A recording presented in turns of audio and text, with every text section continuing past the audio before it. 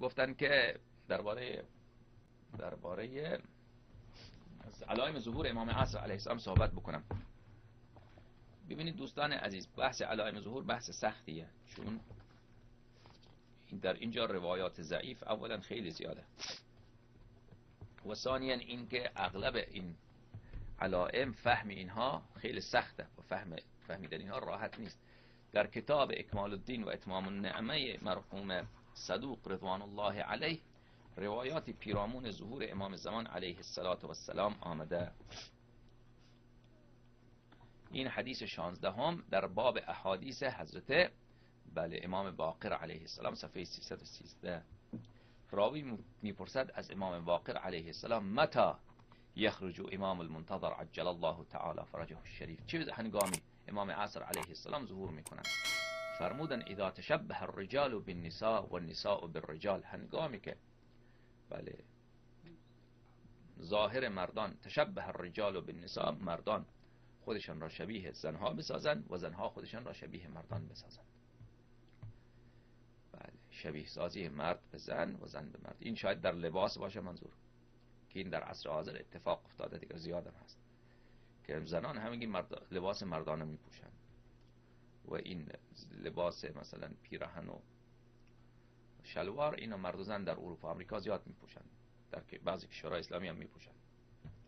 یا این که مثلا اصلا تغییر جنس بدن که مرد خودش از زن بسازه، زن خودش را. این هم در این چند سال اخیر اتفاق می افتاده که مرد میره اونجا پیش دکتر، در این امریکا و اروپا زیاده، میره زن میشه، اونجا عمل جراحی انجام میدن، اون مرد را زن میسازن، زن را مرد میسازن. واکتفى الرجال بالرجال والنساء بالنساء، و هنگامی که همجنس بازی مرد با مرد و زن با زن پیدا بشود. و رکب ذوات الفروج السروج، و اون زمانی که زنها سوار زین بشوند، زنها زین سواری بکنن.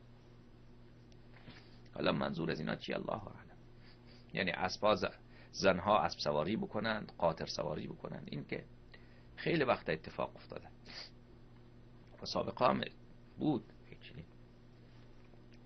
یا منظور چیز دیگریه، یعنی اشاراتی باشد، کنایه باشه از یک چیزهایی که ما الان نمیفهمیم، در آینده که اتفاق افتاد اون زمان مردم خواهند فهمید. و قبلت شهادات الزور و شهادات دروغ قبول بشود. هر کس بیاد شهادت دروغ بدهد قبول بکنند. خب این دیگه خیلی قدیمه دیگه، این از چند صد ساله که از همون زمان ائمه علیهم السلام تا حالا اتفاق میفته. و ردت شهادات العدول، و شهادات مردان عادل و راستگو رد بشود. این هم خب این که قدیم دیگه، این جدید نیست، اتفاق افتاده. و استخف الناس بالدماء و ارتکاب الزنا و اکل الربا، و مردم ریختن خون و انجام دادن زنا و خوردن ربا را، آدم کشی، زنا و خوردن بهره سود را، این را مردم عادی بشود، مردم یک امر اندک بشمارند دیگر. بله این هم دیگر همیشه بوده و الان هم آدم کشی و زنا و ربا اینا همیشه زیاد بوده. الان هم این چنینه که در خیلی از جایا این چنین هست. و تقی الاشرار مخافت السنتهم، زمانی که انسان دوری بکند از انسانهای شرور به خاطر زبانشان، به خاطر زبانش، انسان شرور آدم از اونها برحذر باشه به خاطر زبانشان. خب این از سابق بوده، جدید نیست. بله در اصل حاضر هم این چنینه دیگر. خیلی از مردم با بیوت مراجع بدیهایشان را ذکر نمیکنن علما، به خاطر اینکه میترسن از اون، نه به خاطر اینکه آدمای خوبن. میترسن، میگن برای علیه اینا چیزی بگویم اینا پدر ما رو در میارن، ما رو تفسیق میکنن. و خروج سفیانی من الشام، این اتفاق نیفتاده، این دیگر از علامات اتفاق نیفتاده. خروج سفیانی من الشام. و الیمانی من الیمن، خروج یمانی از یمن، شخصی یمانی که آدم خوبیه. حالا یمن از یمن ظهور میکنه. کی ظهور میکنه؟ در این بدا حاصل میشد ما نمیدانیم. و خسف فی بالبیداء، در سرزمین بیدا، در سرزمین بیدا اونجا فرو رفتگی در زمین صورت میپذیرد. زمین یک عده مردم را میبلعد، زمین باز میشود و یک عده مردم فرو میرود. لشکر سفیانی، بله، بیدا نزدیک مکه هست، بین در راه مدینه نزدیک مکه. لشکر سفیانی وقتی امام زمان علیه السلام ظهور میکنن در مکه، برای اینکه برن اونجا پیدا بکنن امام زمان علیه السلام را بکشن، میآید از شام به طرف مکه که میآید، در اونجا در بیدا زمین اونها را فرو میبرد. همه اونها کشته میشوند، از بین میروند، نابود میشن، الا یکی دو نفر که خبر میبره که بله بقیه کشته شد. خسف در بیدا. خب این خسف بیدا این از علائم تقریبا مقارن با ظهور دیگر. و قتل غلام، و قتل یک نوجوان من آل محمد علیه السلام، از آل محمد علیه السلام، بین الرکن و المقام، بله، در بین رکن و مقام، در مکه مکرمه بین رکن و مقام، یعنی در همون کنار کعبه، در اونجا او را میکشن. حالا او چه کسیه ما نمیدانیم. حالا واقعا السادات، یا مثلا این که چون خیلی پیرو اهل بیت علیهم السلام به خاطر این او را سلمان و منا اهل البیت اینجوریه، الله اعلم، ما نمیدانیم. این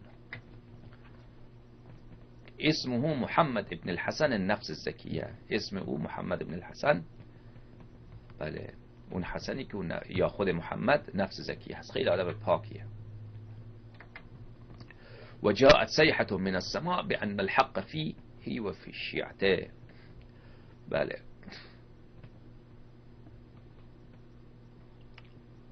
شاید این اسم امام زمان علیه السلام باشه.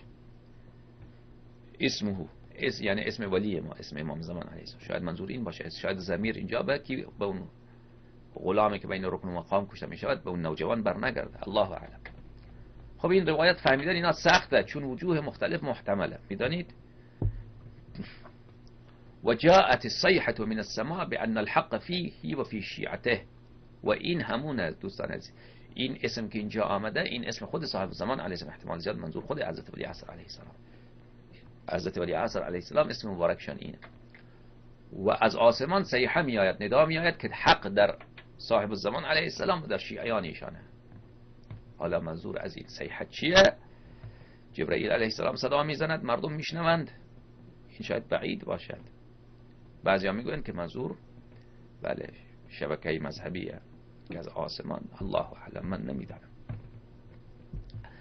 بعضیا اینطوری میگوین که چون در اون زمان ماهواره نبوده و سخت بوده به اونها بگن که از آسمان مثلا صدا میآید، مردم اصلا نمیفهمیدن.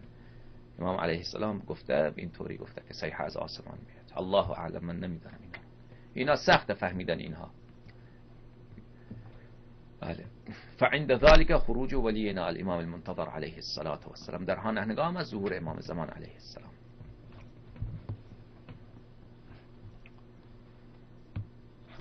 این علائم ظهور حضرت. حالا در کتاب‌های دیگر باز علائم ظهور حضرت آمده، در همین کتاب چند جای دیگر هم علائم ظهور حضرت آمده. مثلا از امیر المؤمنین علیه السلام اینجا ببینید، بله، باب حدیث الدجال و ما يتصل به من امر الحجه علیه السلام، صفحه 471. از امیر المؤمنین علیه السلام: اذا امات الناس الصلاه و اضاعوا الامانه واستحلوا الكذب وأكلوا الربا وأخذوا الرشا وشيدوا البنيان وباعوا الدين بالدنيا واستعملوا السفهاء وشاوروا النساء وقطعوا الأرحام. هنگامی که مردم نماز را بمیرانند و امانت را ضایع کنند و دروغ گفتن را جایز بدانند، میگه مصلحت نظامی که از آبروی خود خرج بکنند، یعنی دروغ بگن.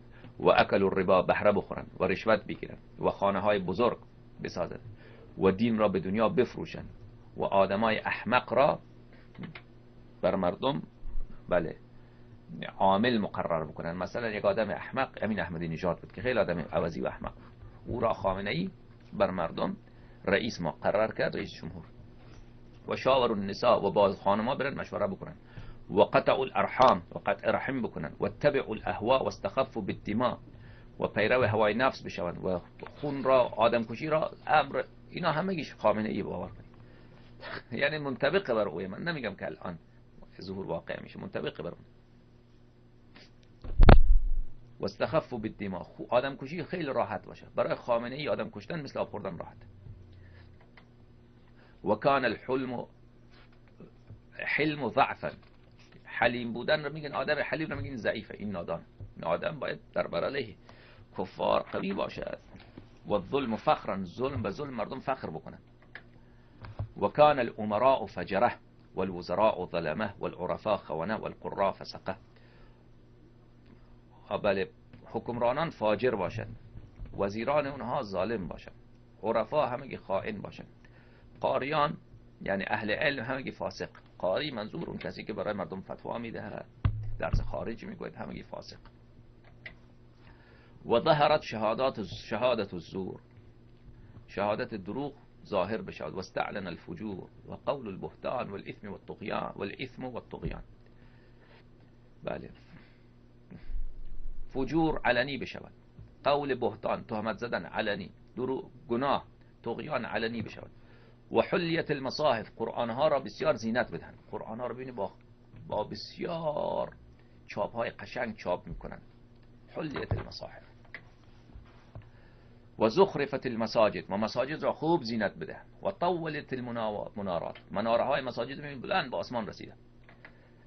و اکرمت الاشرار، آدمای شرور را ببینید که خیلی احترام میکنن.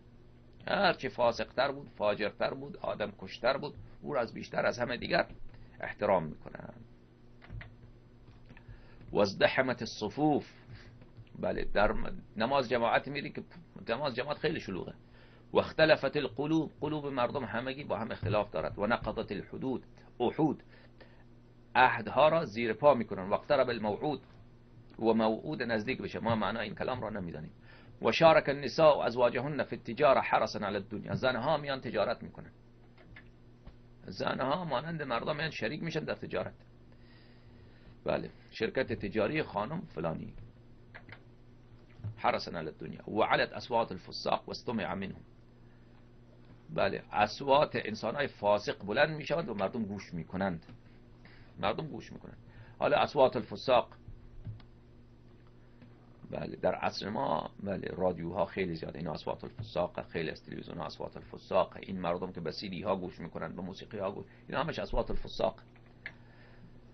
و کان زعیم القوم ارذلهم، هر قدر که انسان رذیلتر از اون پیدا نشه میبینی اون رهبره، از اون که رذیلتر بیشرفتر نباشد اون میاد رهبر مردم میشود. و تقی الفاجر مخافت شره الى آخره. خب بخوانم تا اینجا، تا آخرین پاراگراف. از فاجر میترسن به خاطر شرش، مردم از او میترسن. و صدق الکاذب، آدم دروغگو رو میگن خیلی راستگوه. و اؤتمن الخائن، آدم خائن را امین میپندارن. و اتخذت القیان والمعازف، بله، زنهای غزل خان که الان در جمهوری اسلامی علنا زنها میان اونجا روی استیج کنسرت میذارن، اسمش هم گذاشته کشور امام زمان علیه السلام. و این تارنوازان و آلات موسیقی نوازان اینها میآیند اونجا. بله. و لعن آخر هذه الامه اولها، اون زمانی که آخر این امت اولیها را لعنت بکند. و رکب ذوات الفروج السروج، اون کسانی که ذات فرج هستند بر زین سوار بشن. بله، یعنی خانم ها بر زین سوار بشن. حالا معناش عرض کردم، ما دقیق متوجه نمیشیم. و تشبه النساء بالرجال، زنها شبیه مردان بشود و مردان به زنان شبیه بشن. و شهد شاهد من غیر ان یستشهد، شاهد بیاد شهادت بدهد بدون اینکه کسی از او طلب بکنه که بیا شهادت بده، زورکی بیاد شهادت بده. و شهد الاخر قضاء لذمام بغیر حق عرفه و تفقه لغیر الدین، و دیگری بیاد شهادت بدهد بدون اینکه حقی را بشناسد، الکی شهادت دروغ بزنه. و مردم بیاد فقه یاد بگیرن به خاطر غیر دین. و آثروا عمل الدنیا علی الاخره، مردم بیان عمل، بله، دنیا را بر عمل آخرت ترجیح بدهند. دنیا را بخواهند، آخرت را نخواهند. و لبسوا جلود الذعن علی قلوب الذهاب، اون زمانی میرسد که مردم، بله، پوست بز را بر قلبهای گرگ میپوشند. قلبشان قلب گرگه، یعنی چی دوستان عزیز؟ ظاهرشان بره، باطنشان گرگ. این به ظاهر مردم بره خواهند بود. چه آدم شریفی، چه آدم مؤمنی، چه طلبه خوبی. نمیدونی که این طلبه و اطلاعاتی پدر سوخته. خب طلبه اطلاعاتی ظاهرش چیه؟ ظاهرش بره، باطنش گرگه دیگه، غیر اینه. از طلاب حوزه علمی قم بپرسید، طلبه های اطلاعاتی، روحانی اطلاعاتی. آمده امام جماعت مسجد شده در این محله، خودش اطلاعاتی پدر سوخته، از اون بسیجی های رمزاده. خب این چیه؟ این ظاهرش بره هست، باطنش گرگه دیگه. و قلوبهن انتن من الجیف و امر من الصبر. قلوب اینها بله انتن من الجیف، بدبوتر، متعفنتر از مردار. مردار یعنی یک سگی که بیمیره بو بگیره. قلوب اینها بدبوتر از اونه و تلختر از صبر. فعند ذلك الوحا ثم العجل. در اون زمان دیگر شما متوجه باشید. خب این علائمی که امیرالمؤمنین علیه السلام فرموده اینا خیلی عامه و شاید اینها چون کلام ائمه علیهم السلام بعضی وقتا ظاهرش یک معنا داره، اما این اشاراتیه به چیزهایی که خود اونها میدانند و وقایع خاصه. چون تفصیلش نرسیده ما نمیدانیم و الا بر این زمان ما این علائم منطبقه. میفرماید که بله العجل اون زمان بیدار باشید بعد عجله کنید. وقتی امام زمان علیه السلام ظهور کرد عجله کنید به کمکشان. خیر المساکن یومئذ بیت المقدس، در بهترین زمانها در اون زمان بیت المقدس. ببینید آنچه که در احادیث و روایات آمده که آمنترین محلات، آمنترین تمام جهات در آخر الزمان، یکی قم و یکی نواحی کوفه، یعنی نجف، اشرف و نواحیان، اینا آمنترین و بهترین جا هست. و در روایت اینا آمده که مثلا لشکر سفیانی وارد نجف و قم و اینجا، عفوا قم نه، نجف و کوفه می شود. لذا آنچه که به دست می آید که آمنترین و آمنترین تمام جاها قم مقدس است، سرزمین قم در آخر الزمان. حالا اینجا بیت المقدس گفته، شاید منظور قم باشد، شاید منظور کوفه باشد، یا شاید این حدیث مثلا تصحیف شده، چون در احادیث خیلی زیاد قم، فضیلت قم ذکره دیگر. الله اعلم. ولیأتین زمان یتمنى احدهم انهم من سکانه، یک زمانی میآید که مردم تمنا میکنند که او از سکان بیت المقدس باشد. شاید همون منظور نجف اشرف باشه، کوفه باشه. و من بعید میدانم که منظور سرزمین ایلیا باشد. در اون زمان سابق به بیت المقدس نمیگفتن، در زمان مثلا در کتب تاریخی ایلیا میگفتن.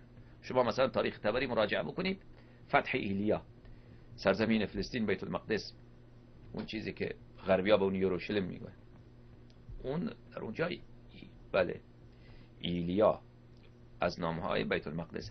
لذا شاید من احتمال میدم که منظور قم باشد یا منظور نجف اشرف باشد. الله اعلم. این احادیث فهم اینا خیلی سخته و ساده نیست و آخوندایی که میگن که اینا همش بله به زورکی اینا رو میان منطبق میسازن بر زمان ما، اینطوری به این سادگی هم نیست. سلام علیکم، بفرمایید.